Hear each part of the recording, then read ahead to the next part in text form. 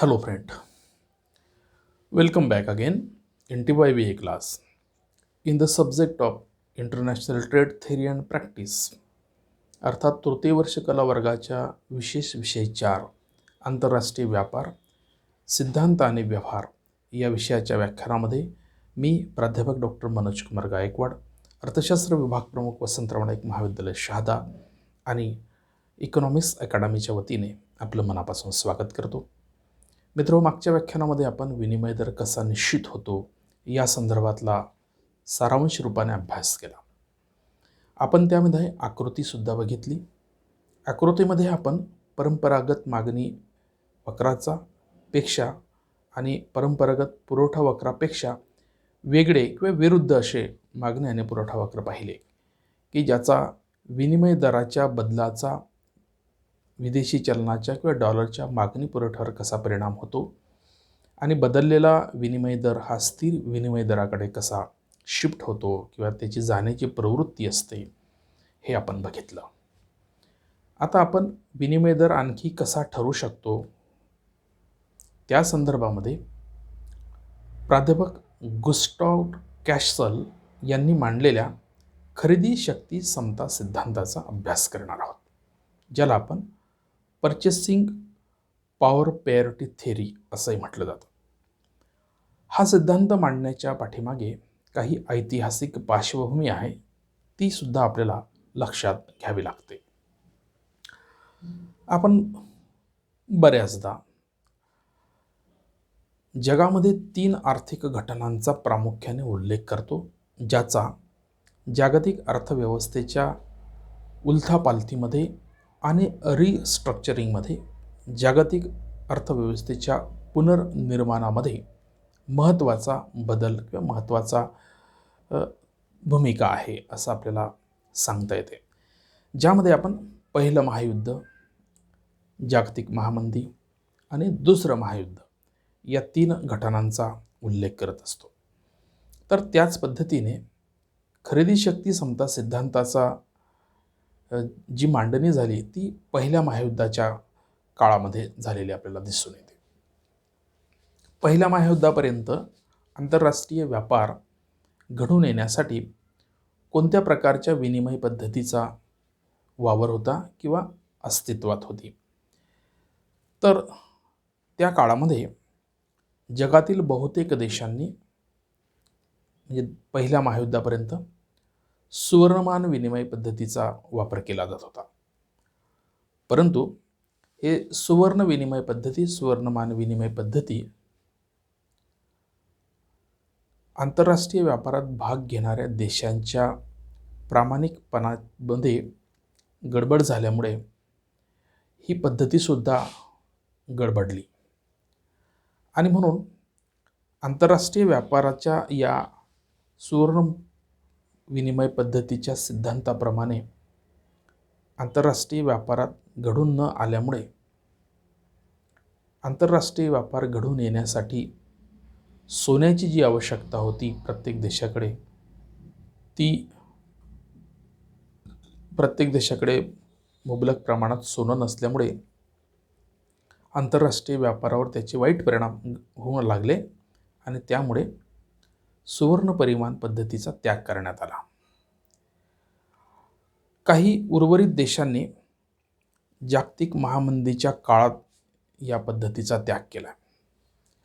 म्हणजे 1936 पर्यंत जगातील सुवर्णमान पद्धती जवळजवळ समाप्त झाली। जर आंतरराष्ट्रीय व्यापारातील देणीघेणी मिटवण्यासाठी वापरली जाणारी सुवर्णमान पद्धती जर संपुष्टात आली असेल, तर मग हा व्यापार कंटिन्यू करण्यासाठी कोणत्या प्रकारच्या पद्धतीचा वापर केला गेला पाहिजे या विचारामधून सुवर्ण परिमाण पद्धतीच्या ऐवजी अपरिवर्तनीय कागदी चलन पद्धतीचा वापर केला जावा अशा पद्धतीचा विचार पुढे आला आणि या विचारातून अपरिवर्तनीय कागदी चलन पद्धती अस्तित्वात आली। या अपरिवर्तनीय कागदी चलन पद्धतीतून 2 देशातील चलनातील समतोल विनिमय दर कसा ठरू शकतो या संदर्भामध्ये 1918 मध्ये स्वीडिश अर्थशास्त्रज्ञ गुस्टाव कॅसल यांनी खरेदी शक्ती समता सिद्धांताची मांडणी केली. पर्चेसिंग पॉवर पेरिटी थेअरीची मांडणी केली. म्हणजे मी तुम्हाला पहिल्या महायुद्धाचा जो कालखंड आहे तो याच आहे 1918चा. 1918 पर्यंत सुवर्ण परिमाण पद्धती जवळपास संपलेली होती आणि जगासमोर आंतरराष्ट्रीय व्यापार हा पुन्हा नव्याने कशा पद्धतीने सुरू राहील या संदर्भामध्ये जे विचारमंथन झालं, त्या विचारमंथनातून गुस्टाव कॅसल यांनी 1918 मध्ये या सिद्धांताची मांडणी केली. मित्रहो, या सिद्धांताच्या नावामध्ये आपल्याला असं लक्षात येईल की काहीतरी कशात पॉवर आहे, शक्ती आहे, जिला आपण साधारणपणे क्रयशक्ती असं म्हणतो, अर्थशास्त्रीय भाषेमध्ये पर्चेसिंग पॉवर असं म्हणतो, म्हणजे खरेदी शक्ती असं म्हणतो. उपभोक्त्याच्या हातात खरेदी शक्ती नाही असा आपण उल्लेख करतो, ज्यामुळे मागणीवर त्याचा परिणाम होतो. उपभोक्त्याच्या हातात खरेदी शक्ती जर आपण दिली तर मागणी वाढेल, पुरवठा वाढेल, अर्थव्यवस्थेतलं विकासाचं चक्र गतिमान होऊ शकतं. त्या अनुषंगाने या ठिकाणी आपण चलनातल्या खरेदी शक्तीचा उल्लेख करतोय किंवा त्याचा विचार करतोय. म्हणजे आंतरराष्ट्रीय व्यापाराच्या संदर्भामध्ये जेव्हा आपण या सिद्धांताची मांडणी करणार आहोत ते दोन देशातील विनिमय दर कसा ठरतो या अनुषंगाने, तेव्हा आपल्याला दोन देशांच्या चलनामध्ये असणारी पर्चेसिंग पॉवर हिचा अभ्यास करायचा आहे. म्हणजे याचा अर्थ आपल्या लक्षात हे येत आहे की जगातल्या प्रत्येक देशाच्या चलनामध्ये वस्तू आणि सेवा खरेदी करण्याची एक शक्ती असते, पॉवर असते, जिला आपण पर्चेसिंग पॉवर असं म्हणतो. जेव्हा आपण याचा आंतरराष्ट्रीय स्तरावर विचार करतो तेव्हा त्याला इंटरनॅशनल पर्चेसिंग पॉवर असं पण म्हणू शकतो. म्हणजे विदेशी चलन खरेदी करण्याची तुमच्या चलनात पॉवर आहे. विदेशी चलन खरेदी करण्याची अर्थात विदेशी वस्तू खरेदी करण्याची तुमच्या चलनामध्ये पॉवर आहे. मग आपण या ठिकाणी जो विनिमय दर प्रस्थापित होणार आहे तो दोन देशांच्या संदर्भातला विनिमय दर आपण अभ्यास करणार आहोत. त्या विनिमय दरामध्ये समता प्रस्थापित होणार आहे आणि म्हणून या सिद्धांताची मांडणी आपल्याला करायची आहे की अभ्यास करायचा आहे की दोन देशांमधील समता विनिमय दर, खरेदी शक्ती समता विनिमय दर कसा निर्माण होतो, ती मांडणी गुस्टाव कॅसल यांनी दोन प्रकारच्या पद्धतीने केलेली आहे. ती पद्धती म्हणजे निरपेक्ष स्वरूपाची मांडणी आणि दुसरी सापेक्ष स्वरूपाची मांडणी.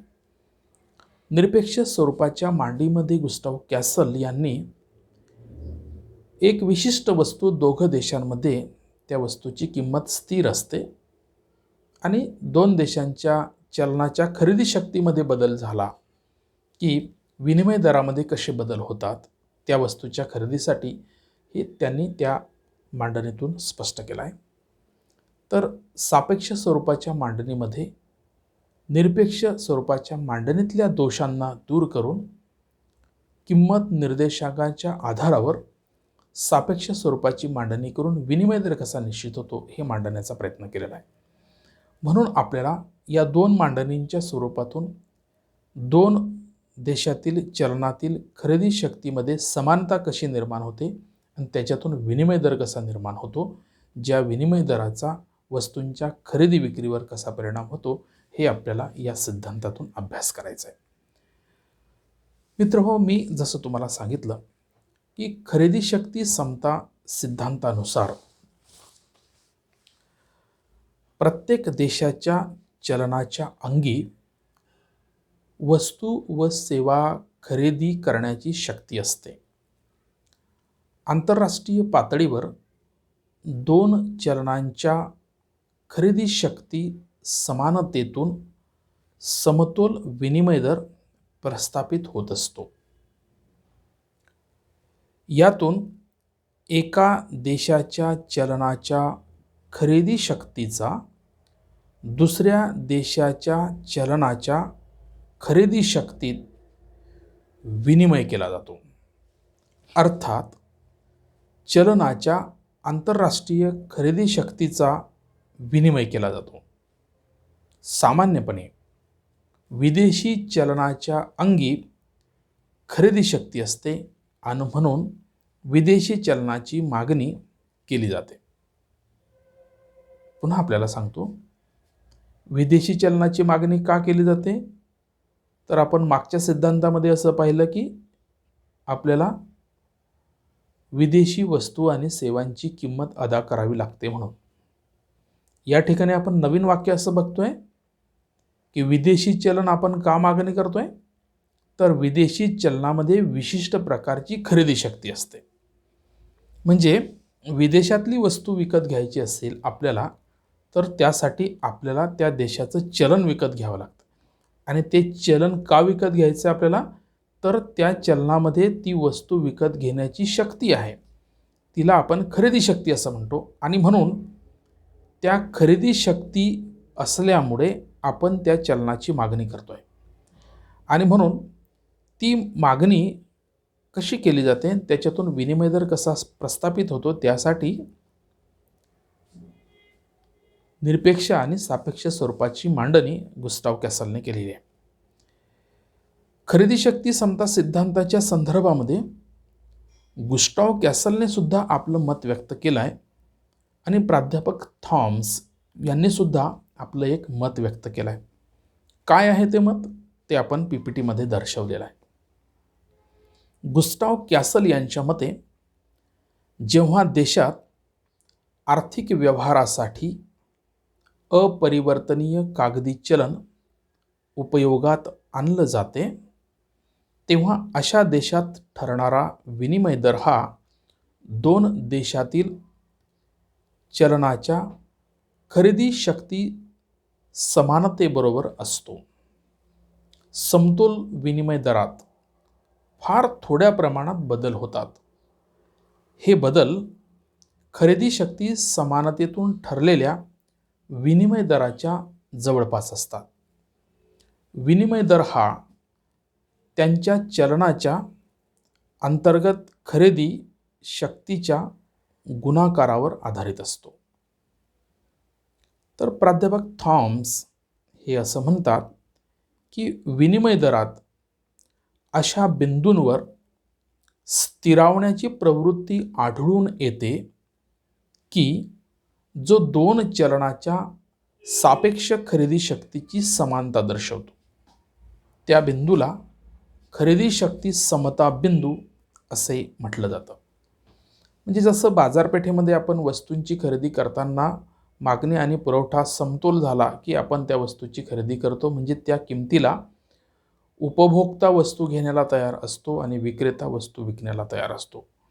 तशाच प्रकारचं आपण या ठिकाणी विनिमय दर ठरवत असताना वस्तूंच्या किमतीत किंवा विदेशी चलनाच्या खरेदी शक्तीची तुलना विदेशी चलनाशी करतो. म्हणजे देशी चलनाच्या खरेदी शक्तीची तुलना आपण विदेशी चलनाच्या खरेदी शक्तीशी करत असतो.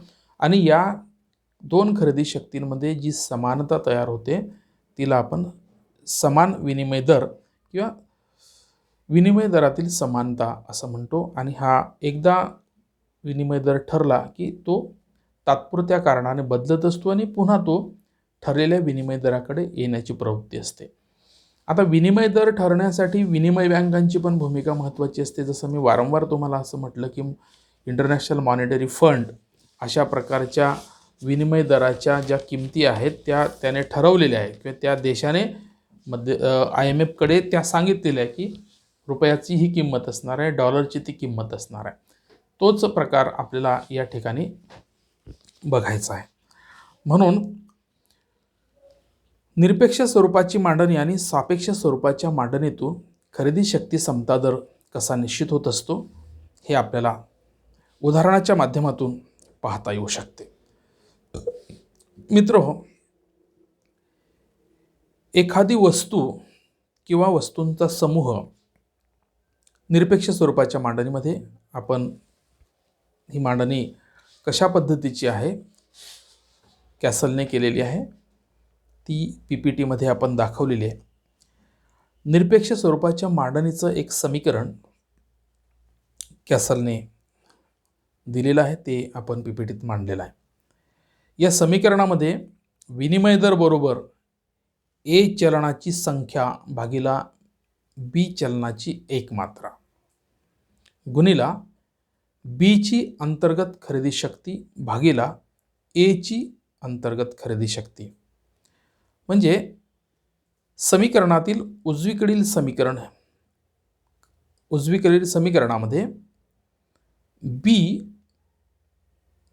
म्हणजे विदेशी चलन असं दर्शवलेलं आहे आणि A म्हणजे स्वदेशी चलन. म्हणजे A चलनाची संख्या म्हणजे स्वदेशी चलनाची संख्या भागिला B चलनाची एक मात्रा म्हणजे विदेशी चलनाची एक मात्रा, असा त्याचा अर्थ घ्यायचा आहे.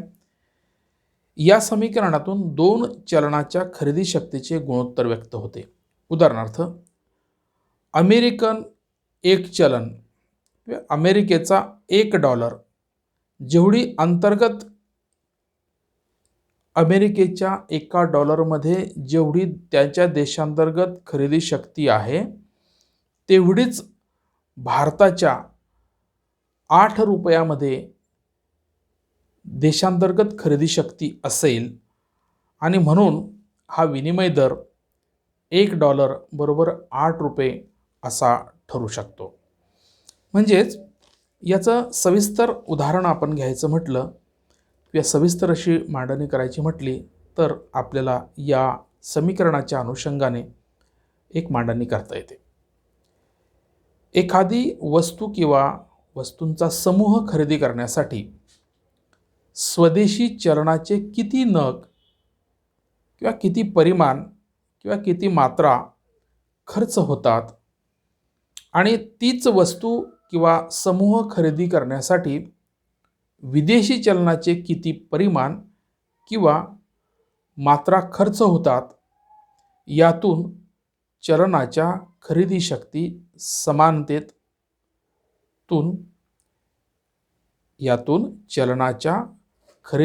समानतेतून दोन चलनांचा विनिमय दर निश्चित होतो.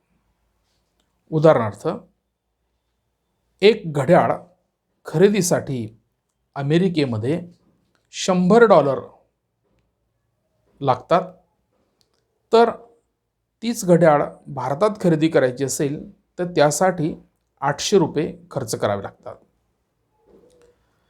या $100 आणि $800 रुपयामधून एक खरेदी शक्तीची समानता म्हणजे आपण घड्याळीच्या संदर्भामध्ये अमेरिकेतील आणि भारतातील किंमत दर्शवलेली आहे. घड्याळ एकच आहे, परंतु अमेरिकेमध्ये तिची किंमत वेगळी आणि भारतामध्ये किंमत वेगळी आहे. अमेरिकेमध्ये ती $100 मिळते आणि भारतामध्ये ती $800 मिळते. म्हणजे घड्याळ ही वस्तू आहे, तिची खरेदी शक्ती डॉलरमध्ये आणि त्या दोन चलनांची खरेदी शक्ती यामध्ये दर्शवलेली आहे. म्हणजे घड्याळीची किंमत दोघं देशांमध्ये स्थिर आहे. घड्याळ एकच आहे, परंतु अमेरिकेमध्ये तिची किंमत $100 आहे आणि भारतामध्ये $800 आहे. म्हणून यांच्यामधून या खरेदी शक्तीमध्ये ही समानता आहे की घड्याळ एक आहे, अमेरिकेत $100 आणि भारतात $800. याच्यातून समता दर निश्चित होत असतो आणि या समता दराला समतोल विनिमय दर असं म्हटलं जातं. म्हणून या समीकरणानुसार $100 आणि $800 अशा दोन देशांच्या खरेदी शक्तीत निर्माण झालेल्या समतोल विनिमय दरातून ही समतोल विनिमय दराची प्रवृत्ती दीर्घकाळपर्यंत स्थिर राहण्याची असते. म्हणजे जसं मी तुम्हाला म्हटलं की IMF कडे आपण जर ह्या सिंपल उदाहरणाकडून आपण घेऊया की $1 8 रुपयाला मिळणार आहे. म्हणजे डॉलरच्या तुलनेमध्ये आपण भारतीय रुपयाची किंमत $8 ठेवलेली आहे, हे आपण IMF ला सांगितलेलं आहे. म्हणजे हा जो समतोल विनिमय दर आहे 8 रुपये बरोबर $1, हा दीर्घकाळपर्यंत आहे. हा बदल केव्हा करता येणार आहे किंवा मी बदल करण्याच्या संदर्भामध्ये IMFने सांगितलेलं आहे की तुम्हाला 2.5% तुमच्या चलनाचं मूल्य कमी किंवा जास्त करता येऊ शकतं. त्यापेक्षा तुम्हाला जास्त कमी किंवा जास्त कमी जास्त करायचं असेल तर तुम्हाला IMFची परवानगी लागते. म्हणजे तो जो बदल आहे समतोल विनिमय दरामध्ये तो तात्कालिक असतो आणि तो तात्कालिक बदल पुन्हा जो संतुलित विनिमय दर आहे त्याच्याकडे कन्व्हर्ट होत असतो आणि म्हणून $1 बरोबर 8 रुपये हा दीर्घकालपर्यंत स्थिर राहणाऱ्या प्रवृत्तीचा समतोल विनिमय दर आहे. मग या समतोल विनिमय दरामध्ये काहीतरी कारण असतात, घडत असतात आर्थिक घडामोडींमध्ये.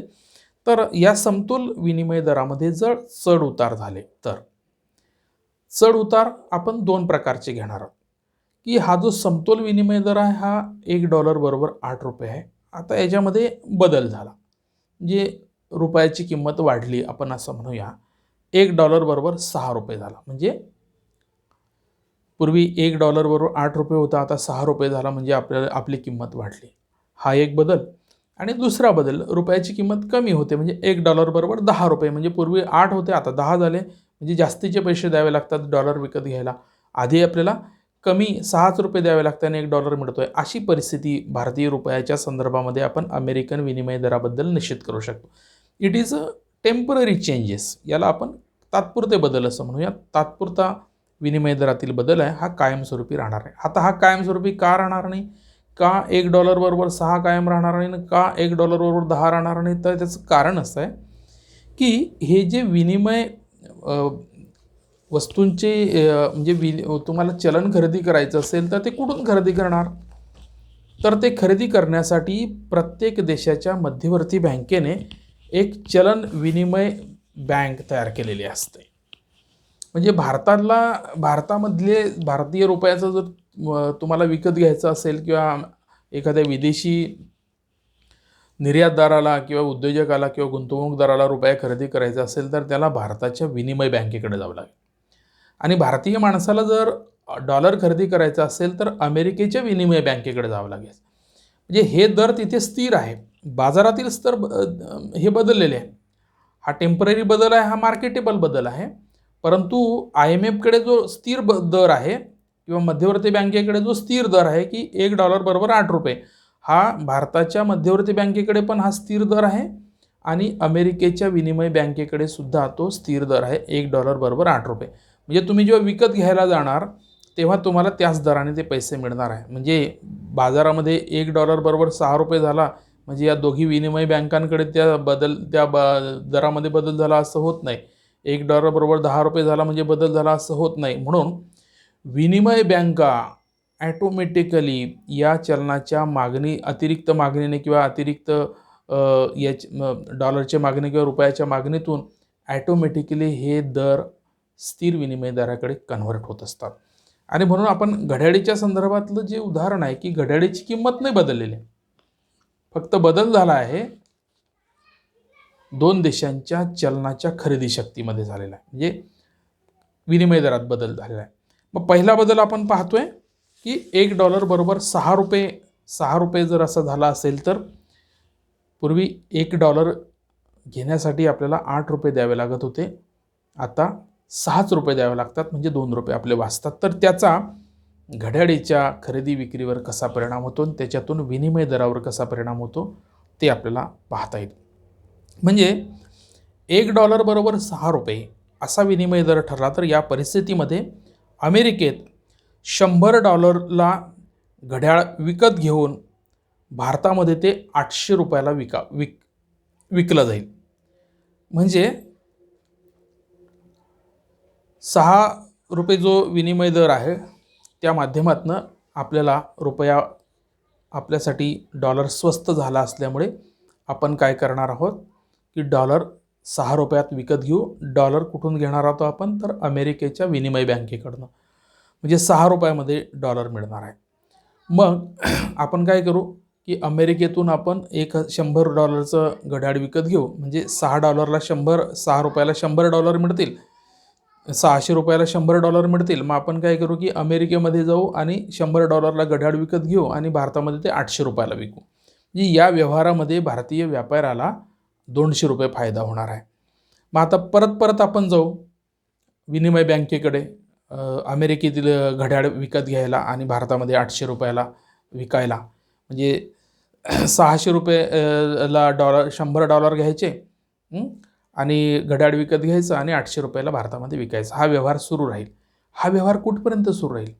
विनिमय बँक म्हणेल की अरे बाबा हे तर $1 आणि ₹8 असा विनिमय दर आहे, तर तुम्हाला हा बदललेल्या मार्केटप्रमाणे मिळणार नाही. मग तुम्हाला जो आहे तो आता ₹600 $100 मिळत आहे, नंतर 650 100 मिळतील, नंतर 700 100 मिळतील, मग 750 100 मिळतील, मग 800 100 मिळेल. ॲटोमॅटिकली तो पूर्वीचा जो समतोल विनिमय दर आहे तोपर्यंत तो जाईल.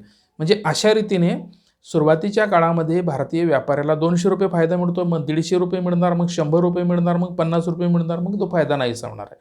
म्हणजे अशा रीतीने स्थिर झालेल्या विनिमय दराकडे ही शक्ती खेचत जाते बदललेले. आता या उलट आपण उदाहरण घेऊया की जर रुपया स्वस्त झाला, कोणासाठी? अमेरिकन माणसासाठी. जसा आपल्याला डॉलर स्वस्त झाला होता भारतीय माणसासाठी, तसा आता भारतीय रुपया अमेरिकन माणसाला स्वस्त झाला. डॉलरच्या तुलनेमध्ये $1 बरोबर ₹10. म्हणजे पूर्वी अमेरिकन व्यक्तीला ₹8 मिळत होते $1 देऊन, आता त्याला ₹10 मिळतात. म्हणजेच याचा अर्थ असा झाला की $100ला ₹1000 मिळत आहेत आपल्याला, आणि म्हणून आता त्याला ₹200 त्याच्यामध्ये फायदा होणार. आता अमेरिकन माणूस काय करेल की एका डॉलर मागे ₹10 घेईल, भारतातून ₹800चं घड्याळ घेईल, म्हणजे $100 दिले की ₹1000 मिळतील, त्याच्यातून तो ₹800चं घड्याळ घेईल आणि अमेरिकेमध्ये विकेल. त्याच्यातून अमेरिकन व्यापाऱ्याला ₹200 फायदा होईल. तो डॉलरचं जे कन्व्हर्सेशन असेल ते वेगळं आहे, परंतु आपल्या भाषेमध्ये आता तो रिझर्व्ह बँक ऑफ इंडियाकडे जाईल आणि $100 दिले की ₹1000 घेईल आणि ₹1000तून ₹800चं घड्याळ घेईल आणि अमेरिकेमध्ये विकेल. अशा रीतीने अमेरिकन व्यापाऱ्याला सुद्धा $200 फायदा होईल. आता भारतीय रिझर्व्ह बँक त्याला नेहमीच $100ला ₹1000 देईल का? तर नाही. आता भारतीय बँकेला असं कळेल की हा तर सट्टे बाजार करतोय, म्हणून पूर्वीप्रमाणेच त्याला $100ला 1000 मिळणार नाही. मग $100ला 950 मिळतील, 900 मिळतील, त्यानंतर 850 मिळतील आणि पुन्हा मग तो 800वर दर येईल. अशा रीतीने अमेरिकन व्यापाऱ्याला रुपया महाग होत जाईल आणि मग नंतर हा रुपया बरोबर $100 बरोबर ₹800, म्हणजेच $1 बरोबर ₹8 या समतोल विनिमय दराकडे तुझा प्रवास होईल किंवा त्याची शिफ्टिंग होईल. म्हणजे अशा रीतीने निरपेक्ष स्वरूपाची जी मांडणी आहे ती मांडणी वस्तू किंवा वस्तुसमूहाच्या खरेदीच्या संदर्भामध्ये दोन देशातील चलनांच्या खरेदी शक्तीमध्ये कसे बदल होतात आणि त्यातून कसा समतोल विनिमय दर प्रस्थापित होतात, तात्पुरते बदल ठरलेल्या समतोल विनिमय दराकडे कसे आकर्षित होतात, हे आपल्याला निरपेक्ष स्वरूपाच्या मांडणीतून गुस्ताव कॅसल यांनी सांगितलेलं आहे. आता निरपेक्ष स्वरूपाच्या मांडणीमध्ये काही दोष दिसल्यामुळे त्यांनी सापेक्ष स्वरूपाची मांडणी केलेली आहे. ते निरपेक्ष स्वरूपाच्या मांडणीतले नेमके काय दोष होते तर त्याच्यावर सुद्धा आपण एक नजर टाकूया. निरपेक्ष स्वरूपाची मांडणी अंतर्गत किंमत पातळीवरचे निरपेक्ष पातळीवर मापन करते. हे मापन संपूर्णतः अनुपयोगी ठरते, कारण यातून किंमत पातळीचे सापेक्ष विश्लेषण करता येत नाही. चलन मूल्याच्या निरपेक्ष स्वरूपाचा विचार करणे अयोग्य ठरते. तसंच दुसरं कारण सांगितलं जाते की या मांडणीत ज्या वस्तू आंतरराष्ट्रीय व्यापारात सहभागी होतात त्यांच्याच मूल्याचा विचार केला आहे.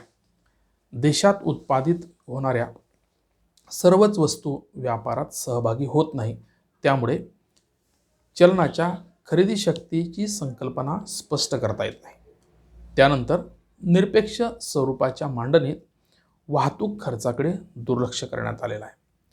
दोन देशात उत्पादित होणाऱ्या वस्तूंचा दर्जा, वस्तूंची वैशिष्ट्ये, मागणीचे स्वरूप, उत्पादन तंत्र, सरकारचे धोरण, बाजारातील स्पर्धा इत्यादींमध्ये भिन्नता असल्यामुळे चलनाच्या खरेदी शक्तीची पूर्ण कल्पना येत नाही आणि म्हणून खरेदी शक्तीची तुलना व्यवस्थितपणे करता येत नाही.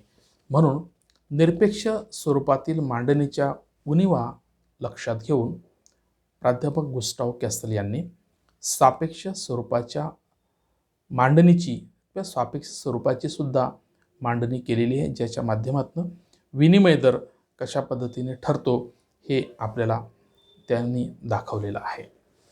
मित्रहो, सापेक्ष स्वरूपाची मांडणी हे निरपेक्ष स्वरूपाच्या मांडणीच्या दोष लक्षात घेऊन केलेली आहे. निरपेक्ष स्वरूपाच्या मांडणीत वस्तूंच्या किमती स्थिर आहेत असं मानलं गेलं. त्यामुळे चलनाच्या अंतर्गत खरेदी शक्तीत समानतेतून विनिमय दराची निश्चिती होते असं मानलं गेलं. परंतु प्रत्यक्षामध्ये दोन्ही देशात वस्तूंच्या किमती स्थिर असत नाहीत. किमतीत बदल झाल्याने चलनांच्या खरेदी शक्तीमध्ये सुद्धा बदल होतात.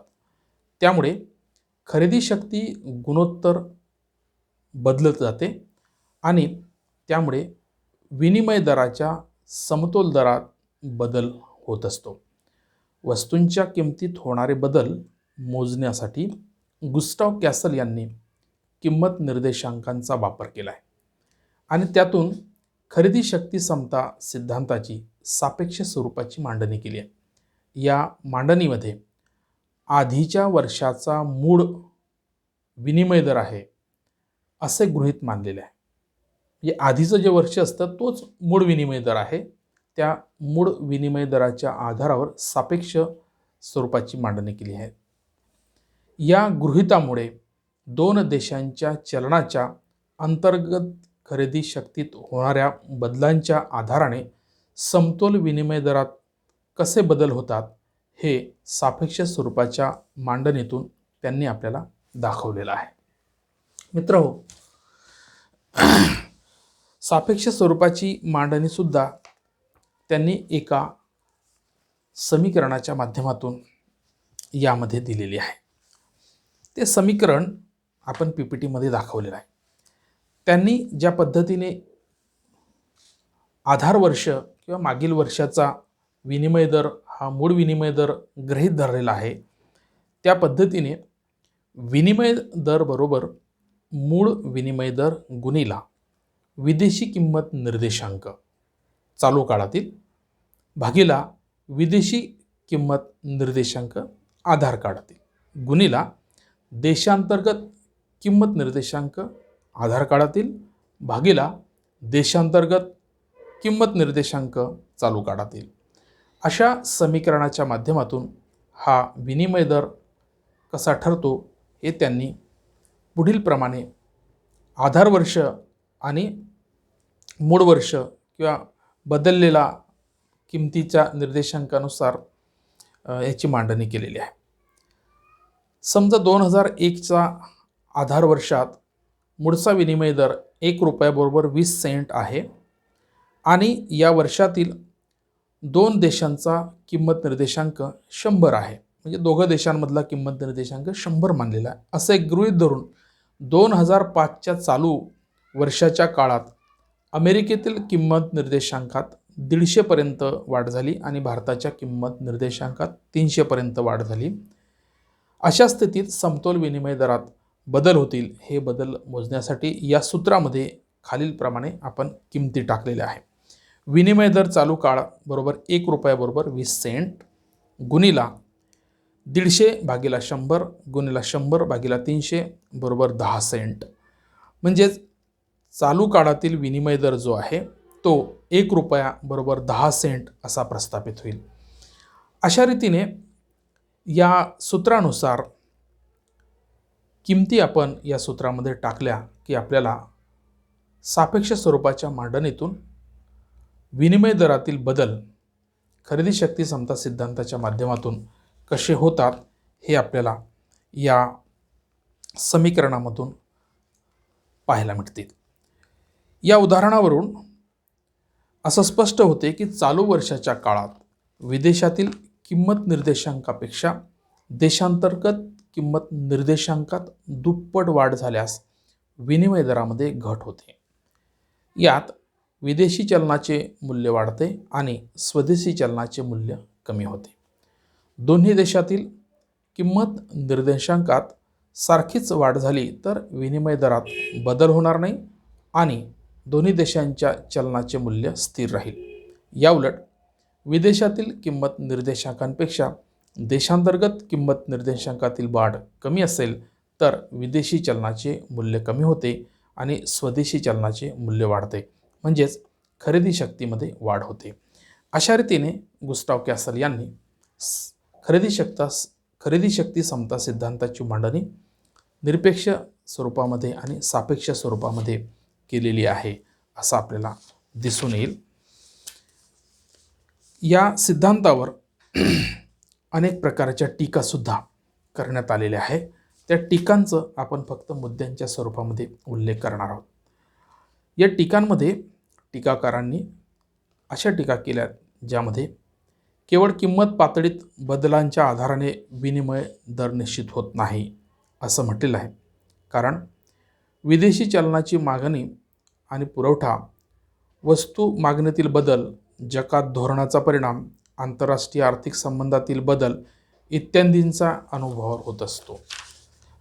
त्यानंतर दुसरी टीका पण अशी केली जाईल, खरेदी शक्तीच्या मापनात अनेक प्रकारच्या अडचणी असतात, ज्यामध्ये निर्देशांकातील उणीवा, मूळ समतोल विनिमय दर, विनिमय दरातील बदलांचा किंमत पातळीवर होणारा परिणाम, भांडवली हालचालीचा परिणाम याकडे झालेलं दुर्लक्ष, मागणीच्या लवचिकतेबाबतचं अयोग्य गृहीत, दीर्घकालीन परिस्थितीचा विचार, मुक्त व्यापारावरील नियंत्रणे, स्थितिशील सिद्धांत, सरकारचे धोरण आणि वाहतूक खर्चाकडे दुर्लक्ष अशा टीका या सिद्धांतावर टीकाकारांनी केलेल्या आहे.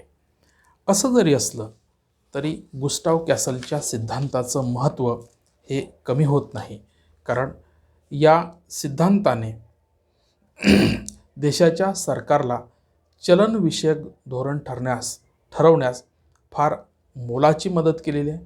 त्यामुळे या सिद्धांतांचं महत्त्व काही मुद्द्यांच्या अनुषंगाने आपल्याला सांगता येते. हा सिद्धांत सर्व प्रकारच्या चलन पद्धतीस लागू पडतो. या सिद्धांताच्या सहाय्याने व्यापाराच्या दिशेच्या प्रवृत्तीचे अध्ययन करता येते. त्यानंतर या सिद्धांतावरून चलनाच्या अवमूल्यन किंवा अधिमूल्यनाचा विनिमय दरावर आणि व्यापारावर परिणाम माहीत करून घेता येतो. त्यानंतर या सिद्धांतावरून असे स्पष्ट होते की देशातील अंतर्गत किंमत पातळी आणि विनिमय दरात घनिष्ठ संबंध असतो. त्यानंतर या सिद्धांताच्या आधारे दोन देशातील विनिमय दर निश्चितीचा अभ्यास करता येतो. तसंच या सिद्धांताच्या आधाराने एक संभाव्य सीमा तयार करता येते. यात विनिमयाचा समतोल दर निश्चित करता येतो. त्याचबरोबर बाजार विनिमय दर आणि समता विनिमय दर यांच्यात फरक करता येतो. या सिद्धांताचा उपयोग दीर्घकालीन विनिमय नियंत्रण आणि भयावह चलन विस्ताराच्या नंतरच्या पार्श्वभूमीतून किंवा परिस्थितीतून बाहेर पडण्यासाठी सुद्धा होतो. अशा रीतीने सिद्धांताचं जे महत्त्व आहे ते टीकांपेक्षा सुद्धा जास्त आहे. आपण आधीही म्हटलं आहे की सिद्धांतातील टीका त्या सिद्धांताला जास्तीच शुद्ध करत असतात, त्याची जास्तच शास्त्रशुद्ध मांडणी करण्यास मदत होत असते. म्हणून टीका त्या सिद्धांताचं महत्त्व कमी करत नसतात. त्या सिद्धांताचं आपलं स्वतःचं एक महत्त्व असतं आणि म्हणून कॅसलचा खरेदी शक्ती समता सिद्धांत ज्या काळामध्ये मांडण्यात आला आणि दुसऱ्या महायुद्धानंतर किंवा 1929च्या जागतिक महामंदीनंतर जगातल्या विविध देशांनी अपरिवर्तनीय कागदी चलन पद्धतीचा स्वीकार केल्यामुळे प्रत्येक देशाला किमान आधार साठ्याच्या आधारावर किंवा भारतामध्ये मध्यवर्ती बँक जे अपरिवर्तनीय कागदी चलन निर्माण करते त्याला सुद्धा सोन्याचा आणि परकीय कर्ज रोख्यांचाच आधार आहे. 200 कोटी रुपयाचा परकीय निधी असल्याशिवाय मध्यवर्ती बँक 1 रुपयासुद्धा छापू शकत नाही. तसंच कमाल प्रमाण निधी आणि किमान प्रमाण निधी या निकषानुसार जगातल्या सर्व मध्यवर्ती बँका अपरिवर्तनीय कागदी चलनाची निर्मिती करत असतात. त्यामुळे अपरिवर्तनीय कागदी चलनातील खरेदी शक्तीचा निश्चितपणे विनिमय दर कसा निश्चित होतो ते आपल्याला खरेदी शक्ती समता सिद्धांतातून गुस्टाव कॅसल यांनी स्पष्ट केलेलं आहे, ज्यामुळे जगातल्या विविध देशांना या सिद्धांताचा आंतरराष्ट्रीय व्यापारामध्ये विनिमय दर ठरवण्यामध्ये, चलनाची खरेदी शक्ती ठरवण्यामध्ये महत्त्वाचा ठरतो. मित्रहो, गुस्टाव कॅसलच्या सिद्धांताचं फार मोठं महत्त्व आहे. आपण याचा नीटपणे अभ्यास करावा. सापेक्ष आणि निरपेक्ष स्वरूपाच्या पद्धतीची नीटपणे मांडणी करावी आणि ह्या सिद्धांत परीक्षेच्या स्वरूपामध्ये आपण व्यवस्थितपणे याची मांडणी करावी. या ठिकाणी आपण थांबतोय. मित्रहो, घरी आहात, घरीच राहा. सरकारच्या नियमांचं प्रामाणिकपणे पालन करा. आपलं आणि आपल्या कुटुंबाचं कोरोनापासून सुरक्षा करा. सरकारच्या आरोग्य यंत्रणेवर आपण बोज बनू नका. आपली सुरक्षा आपल्या हातात आहे. आपलं कुटुंब आणि आपण सुरक्षित राहावं ही सदिच्छा. व्हिडिओ आवडला असेल तर शेअर करा, लाईक करा आणि आपल्या मित्रांना सबस्क्राईब करायला सांगा. इथेच आपण थांबतोय. पुढच्या सिद्धांतामध्ये भेटूया, व्यवहार तोलाचा सिद्धांत. तोपर्यंत थांबतोय. थँक्यू.